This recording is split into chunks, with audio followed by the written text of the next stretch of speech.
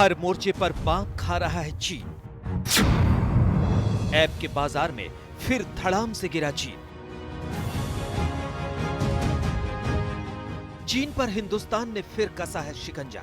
उसे सबक सिखाने के लिए सरकार ने एक बार फिर की है डिजिटल स्ट्राइक। इस बार सरकार ने 47 चीनी ऐप को बैन किया है। दुश्मन देश की कई कंपनियों के ऐप रडार पर थे, उन पर लगातार नजरें बनी हुई थी। सूत्र बताते हैं कि इस बार जिन 47 ऐप को बैन किया गया है, वो सभी पहले बैन किए गए ऐप के क्लोन के रूप में काम कर रहे थे। इस वजह से बिना देर किए सरकार ने 47 ऐप पर पाबंदी लगाकर जोर का झटका धीरे से दे दिया है। चीनी कंपनियों के ऐप बैन करने की ये दूसरी किश्त है। सरकार ने डेटा सिक्योरिटी के मकसद से ये बड़ा फैसला लिया है। कहीं ना कहीं इन ऐप्स के साथ एक बुनियादी चुनौती है, वो साइबर सुरक्षा को लेकर है। क्योंकि अधिकांश से जो चाइना के ऐप्स हैं वो न केवल आपका डेटा एकत्रित करते हैं, बल्कि साथ ही साथ आपसे अन्य अंतर्राष्ट्रीय ऐप्स की तुलना में बहुत ज़्यादा परमिशंस और अनुमतियां मांगते हैं।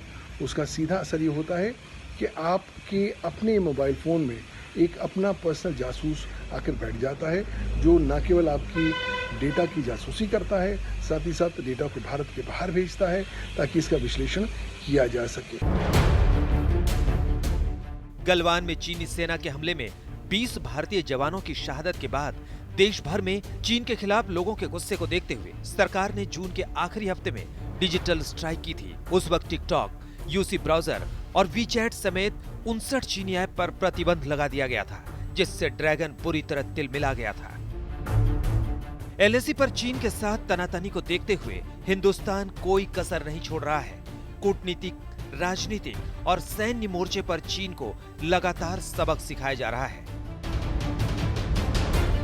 चीनी ऐप पर प्रतिबंध के जरिए भी सरकार यही संदेश देना चाहती है कि वो अर्थव्यवस्था की मजबूरी को राष्ट्रीय एकता के आड़े नहीं आने देगी। इस कदम से हिंदुस्तान ने बहुत बड़ा स्ट्रेटेजिक, इकोनॉमिक और टेक्नोलॉजिकल स्ट्राइक किए चाइना के खिलाफ। चाइना दुनिया को डोमिनेट करना चाहता है इन तीन के माध्यम से। हिंदुस्तान ने बहुत ही बड़े पैमाने पर चाइना के टेक्नोलॉजिकल डेवलपमेंट के ऊपर और इकोनॉमिक शक्ति के ऊपर, दोनों के ऊपर घात लगाया। हिंदुस्तान के इस एक्ट को देखते हुए दूसरे और देश जो हिम्मत नहीं दिखा रहे थे, जैसे अमेरिका है, यूके है और कुछ और कंट्रीज हैं, वो भी अभी इन ऐप्स को बड़ी नजदीकी से देख रहे हैं और वो भी इसको बैन करेंगे। दरअसल करीब 250 ऐसे चीनी ऐप्स हैं जिनकी राष्ट्रीय सुरक्षा के मद्देनजर जांच की जा रही है। चीन नहीं सुधरा तो उसे हिंदुस्तान सुधारेगा। ऐप का बैन किया जाना उसी दिशा में सिर्फ एक फैसला है। भारत के विपक्ष ने अक्सर निशाना बनाया प्रधानमंत्री नरेंद्र मोदी को लेकर, ये बोल के कि उन्होंने चीन का नाम नहीं लिया पूरे भारत चीन के मसले को लेकर। लेकिन जिस तरह से भारतीय सरकार ने अपना हौसला दिखाया और पाबंदी लगाई है चाइनीज मोबाइल एप्लीकेशन पे, लगातार एक तरह से प्रेशर जारी है। और भारत सरकार ने यह भी कहा है कि नेशनल सिक्योरिटी के नाम पे कोई कॉम्प्रोमाइज नहीं होगा, चाहे वो बॉर्डर हो या फिर मोबाइल एप्लीकेशंस।